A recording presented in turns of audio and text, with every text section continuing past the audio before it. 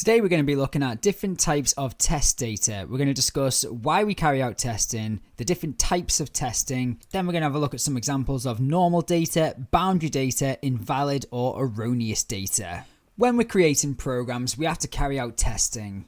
Testing is really important to make sure that your program is working as you expected. And if you're designing the program for somebody else, to make sure that it meets the requirements of what it is that they were after in the first place. So there's two types of testing that we need to know about, and the first one is called iterative testing. Iterative testing means that you're going to carry out some tests as you are developing the program itself. You might add a little bit of extra code, and then you're going to run your code and test that that little bit is working correctly. You might do this if you're trying to spot mistakes early, trying to debug as you're going, so that when it gets to the end of it, you're less likely to have as many bugs. Final testing, which is sometimes called terminal testing, is carried out at the end of the software development. This means that you've got everything completed and you're ready to try different types of data in there to make sure that it still gives you the output that you were expecting. So usually with terminal testing, you try different types of data, especially when there's different inputs, to make sure that it's working as you expected. The first type of test data is normal test data. This is where you're putting values in that the program expects. So if it expects a number between 1 and 10,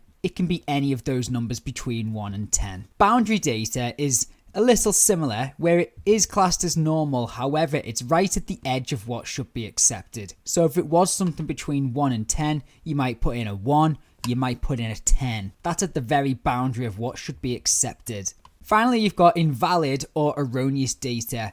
These often get paired together, but they're actually slightly different. Invalid data shouldn't be accepted by the program. It might be that you put in a -1, and at that point, in our little example, it would mean that it would come up with a little message if you programmed it well to say, that is invalid, please try again. Erroneous data means that you're putting in the wrong data type. So if it was expecting you to put in a whole number, an integer, and you accidentally type in a string, then it shouldn't accept that because it was only looking for you to put in a number. Let's look at a few examples of this in Python. So before we type in the different types of data, I'm just going to talk you through what this program is actually supposed to do so you get it before we actually try it out. On line 1, we've got an input and it's going to say enter an exam score between 0 and 100. If the user successfully types in a number, which is what our line 3 is doing, it's checking is it a number that they've put in with our little is digit, it will then convert that into an integer on line 4. At that point in the program, it's going to say if the score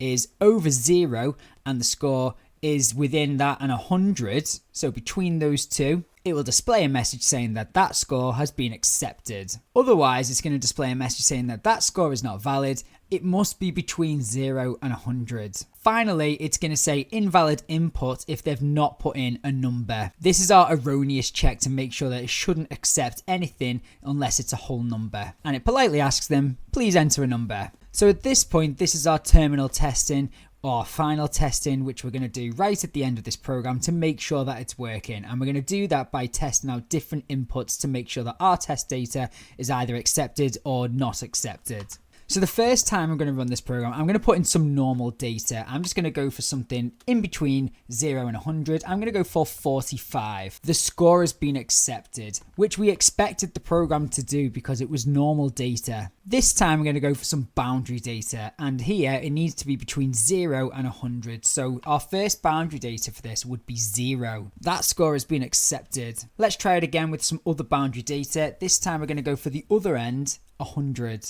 Score accepted. So far so good. Everything's being displayed as it should. Finally, we're going to go for some erroneous data. I'm going to type in a string, which is the words 100. Invalid input, please enter a number. So this has been a well-designed program.